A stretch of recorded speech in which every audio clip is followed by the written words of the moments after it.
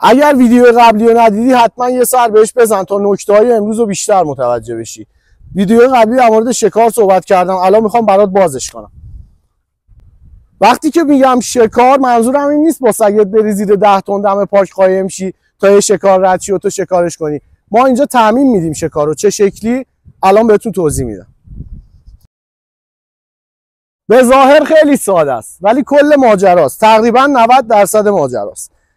ما میایم این توپ رو طوری براش تعریف میکنیم، طوری براش عزیز و زیبا میکنیم، یعنی انقدر ارزش میدیم به این توپ که این میشه همون خرگوشه.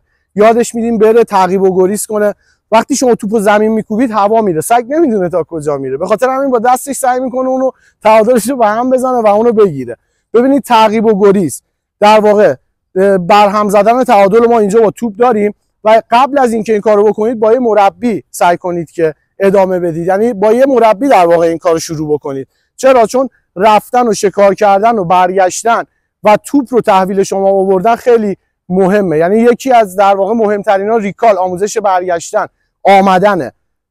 ادامه میدیم.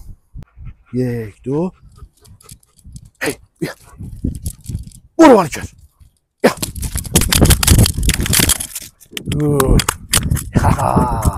آفرین پسر بیا. مرحله دوم شکار چیه؟ ما مرحله اول تعقیب و گریز رو انجام دادیم، براش تداعی کردیم تا اونجایی که امکان داشت، هرچند شکار طبیعی نمیشه ولی ما سعی خودمون رو کردیم. حالا مرحله دوم گرفتن و کشتن.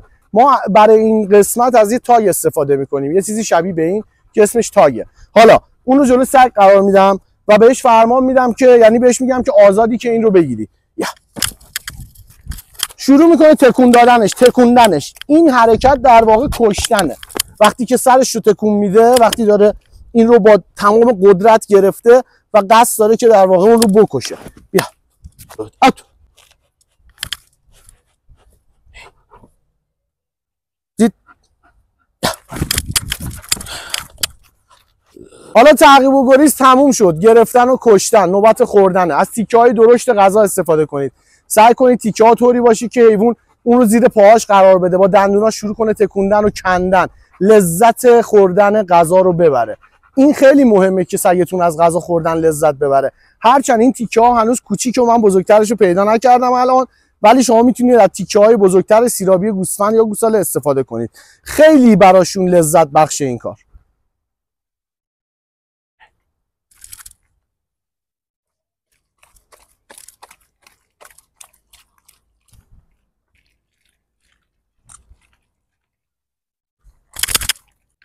وقتی از دستاش داره استفاده میکنه برای کندن غذا، نگاه کنید. این خوشایندترین حس میتونه باشه برای یه حیوان.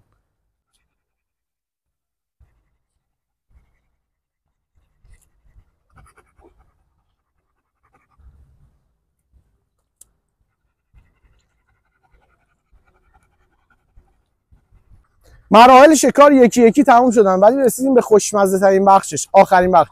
تق، توق، تیکه تیکه کردن، خرد کردن. خرگوش زنده نداشتم، خوش شدهش رو تهیه کردم.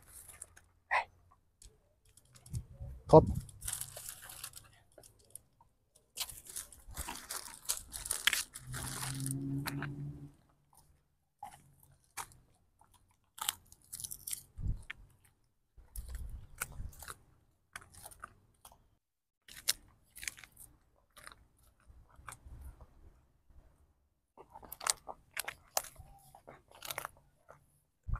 تا اونجایی که شرایط بهم اجازه داد تونستم که شرایط شکار رو براشون تداعی بکنم، یعنی اون موقعیت هایی که توش قرار میگیرن، نه تمامشو ولی یه مختصریشو تونستم پاسخ بدم. حالا هی غذا خشک و آب ببن به خیک سگت، هر کاری هم کرد بگو